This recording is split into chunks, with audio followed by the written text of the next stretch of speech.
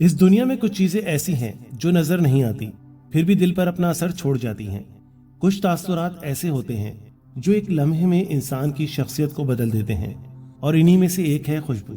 जी हाँ, परफ्यूम एक ऐसी खूबसूरत इजाद है जो हजारों साल से इंसान की तहजीब, इसके लिबास, इसके अतवार और इसकी शख्सियत का हिस्सा रही है। आज की इस वीडियो में हम खुशबू के एक ऐसे ही हैरत अंगेज सफर पर चलेंगे जहां हम जानेंगे कि परफ्यूम की इब्तिदा कहां से हुई, किस कौम ने सबसे पहले से बनाया, कदीम मिस्र में परफ्यूम को क्यों जरूरी समझा जाता था, यूरोप में परफ्यूम को किसने मशहूर किया और कैसे हजारों साल बाद ये खुशबू आज जदीद बोतलों में बंद होकर एक आलमी सनत बन चुकी है। ये सिर्फ एक कहानी नहीं, ये खुशबू का सफर है, हजारों साल पर मुहित एक ऐसा सफर जिसने बादशाहों, मलकाओं, मजहबियों, तहजीबों और इंसानों के रहन सहन को हमेशा के लिए बदल दिया। आज की वीडियो में हम आपको बताएंगे कि परफ्यूम की कितनी अकसाम होती हैं और बोतलों पे लिखे अल्फाज EDP, EDC और ETD का क्या मतलब होता है और इनकी खुशबू कितनी पायदार होती है। तो आइए अपनी सांसों में माजी की महक भरिए और चलते हैं परफ्यूम की मुकम्मल तारीख की जानिब। परफ्यूम की इब्तिदा कहाँ से हुई? परफ्यूम की कहानी इतनी पुरानी है कि हमें तारीख की धूल में झांक कर तकरीबन 4000 साल पहले जाना पड़ेगा। परफ्यूम लफ्ज लातीनी जबान के दो अल्फाज से मिलकर बना है, पर यानी के जरिए, फ्यूम यानी धुआं, यानी खुशबू वाला धुआं। क्योंकि इब्तिदा में इंसान खुशबू के लिए जलती लकड़ी, खुशबूदार पत्ते, जड़ी बूटियां और खास किस्म की राल को आग पर रखकर इनकी महक हवा में फैलाता था। ये खुशबू सिर्फ लगाई नहीं जाती थी बल्कि सांसों में बसाई जाती थी। ये मुकद्दस समझी जाती थी और इबादतों का हिस्सा होती थी। तो सबसे पहले परफ्यूम को किसने बनाया? मौरखीन के मुताबिक दुनिया की पहली खुशबू मेसोपोटामिया या कदीम इराक में बनाई गई, तकरीबन 4000 साल कबल मसीह। लेकिन वो खुशबू लिक्विड फॉर्म में नहीं थी बल्कि जड़ी बूटियों और राल का धुआं थी। इसके बाद इस फन को बाकायदा फन और सनत में बदलने वालों का नाम आता है। कदीम मिस्र परफ्यूम की असल मुमलिकत था। अगर ये कहना पड़े कि परफ्यूम की असल जन्नत कौन सी थी तो इसका जवाब है कदीम मिस्र। परफ्यूम सिर्फ खुशबू नहीं थी, वो एक रूहानी ताकत, एक इबादती शय, एक शाही निशान और एक माशरती रिवाज था। कदीम मिस्र में परफ्यूम को क्यों इस्तेमाल किया जाता था? कदीम मिस्र वाले परफ्यूम को 4 अहम मकासद के लिए इस्तेमाल करते थे। नंबर 1, मजहबी रसूमात के लिए। मिस्री लोग समझते थे कि खुशबू इंसान के जिस्म और रूह को पाक करती है। वो कहते थे कि खुशबू देवताओं की जबान है। मंदिरों में खास किस्म के परफ्यूम जलाए जाते थे। देवताओं के मुजस्समों पर खुशबू की तह लगाई जाती थी। नंबर 2, शाही दरबार में इस्तेमाल। फिरौन और मलकाएं परफ्यूम को अजमत और ताकत की अलामत समझते थे। इनके लिबास, बाल, ताज, पूरे जिस्म पर महंगी तरीन खुशबू लगाई जाती थी। मलका क्लियोपेट्रा के बारे में मशहूर है कि इसकी कश्ती दूर से इसकी खुशबू से पहचानी जाती थी। नंबर 3, तिबी मकासद के लिए परफ्यूम का इस्तेमाल। परफ्यूम को दवा समझा जाता था। अमराज के इलाज में खुशबूदार तेल और जड़ी बूटियां इस्तेमाल होती थीं। हर मिस्री घर में महकदार तेल होना जरूरी था। नंबर 4, मैयतों की हिफाजत के लिए परफ्यूम का इस्तेमाल।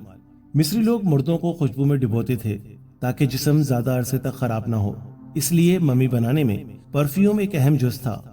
दिलचस्प बात यह है कि दुनिया की पहली सरकारी परफ्यूम साज एक खातून थी। इनका नाम तापूती था। वो कदीम मिस्र की पहली परफ्यूम साज खातून थी। ये तारीख में दर्ज सबसे कदीम कीमियादाबी थी। इसके नुस्खे आज भी मिट्टी की तख्तियों पर महफूज हैं। परफ्यूम का सफर एक लंबी दास्तान है। परफ्यूम ने मिस्र से यूनान और रोम तक का सफर कैसे तय किया? जब मिस्र की तहजीब ने खुशबू को फन बनाया तो यूनान ने इसे फलसफा दिया और रोम ने इसे फैशन बना दिया। यूनानी लोग खुशबू को मुख्तलिफ तरीकों से इस्तेमाल करते थे। जिस्म पर खुशबूदार तेल लगाते, खेलों में इस्तेमाल करते, जंगजुओं के जिस्म पर लगाया जाता, मेहमानों के इस्तकबाल पर खुशबू छिड़की जाती। यूनानी शायर कहते थे कि जिस शख्स से खुशबू आए इसका दिल बेहतर है। रोम में परफ्यूम शान शौकत की अलामत बन गया। गुसल खानों में खुशबूदार पानी होता, घरों, कपड़ों, यहाँ तक के पालतू जानवरों पर परफ्यूम लगाया जाता, हत्ता के जहाजों पर भी खुशबू लगाई जाती। रोमी मौर्रिख लिखता है कि रोमियों ने खुशबू का ऐसा इस्तेमाल किया कि पूरे शहर में महक बहती थी। उस वक्त परफ्यूम ज्यादातर तेल की शक्ल में या जामिद खुशबू यानी धुएं, जड़ी बूटियों की शक्ल में इस्तेमाल होता था। परफ्यूम मजहबी इस्तेमाल और शाही तबके तक महदूद था, लेकिन अभी तक जदीद परफ्यूम इजाद नहीं हुआ था। और अब हम बात करते हैं कि जदीद परफ्यूम की बुनियाद कब पड़ी, किसने रखी और किस मुल्क ने परफ्यूम को आज जैसी शक्ल दी। और परफ्यूम का सफर मशरिक से निकलकर यूरोप की सर्द फिजाओं तक पहुंचा। ये वो दौर है जब इस्लामी दुनिया का इल्म, मशरिक की तिजारत और मिस्र, यूनान और रोम की खुशबू हजारों मील का सफर तय करती हुई यूरोप के बादशाहों के दरवाजे तक पहुंची। इसका सबसे बड़ा जरिया था मुसलमान ताजिर, अरब कीमियादान, इस्लामी साइंस। जी हाँ, यूरोप में पहली बार लिक्विड परफ्यूम बनाने का इल्म मुसलमान कीमियादानों की किताबों से गया। इनमें सबसे अहम नाम जाबिर बिन हयान और इब्ने सीना के हैं। इब्ने सीना ने फूलों से खुशबू निकालने के लिए भाप के जरिए कशीदकारी का तरीका इजाद किया और यही तरीका आज पूरी दुनिया में इस्तेमाल होता है।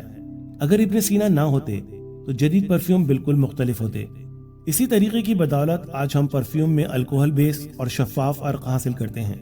मशहूर मुस्लिम फिलोसोफर अलकंदी ने खुशबुओं पर किताब लिखी जिसमें 100 से जायद फार्मूले शामिल हैं। अरब दुनिया में ऊद, अंबर, मुश्क, जाफरान, गुलाब बैनुल अक़वामी तिजारत का हिस्सा बने। मस्जिदुल हराम और मदीना में सदियों से ऊद, मुश्क और लुबान के इस्तेमाल की रिवायत बरकरार है। खुशबू को पाकीज़गी, सफाई और रूहानी तहारत का जरिया समझा जाता था। अरब ताजरों ने खुशबू को दुनिया भर में पहुंचा दिया। हिंदुस्तान, चीन, स्पेन, अफ्रीका तक खुशबू की तिजारत फैल गई। इस्लामी दौर की बदौलत परफ्यूम ग्लोबल इंडस्ट्री बनने के सफर पर रवाना हुआ। यूरोप में सन 1370 में परफ्यूम हंगरी वाटर सबसे ज्यादा मशहूर हुआ, जिसने यूरोप की तारीख बदल दी। इस खुशबू को हंगरी की मलका एलिजाबेथ ने इस्तेमाल किया और पूरा यूरोप इसकी महक का दीवाना हो गया। ये पहला मौका था जब परफ्यूम एक इलाज और खूबसूरती दोनों के लिए इस्तेमाल हुआ। परफ्यूम के सफर में सबसे बड़ा इनकलाब फ्रांस में आया और फ्रांस परफ्यूम की सरजमीन बना।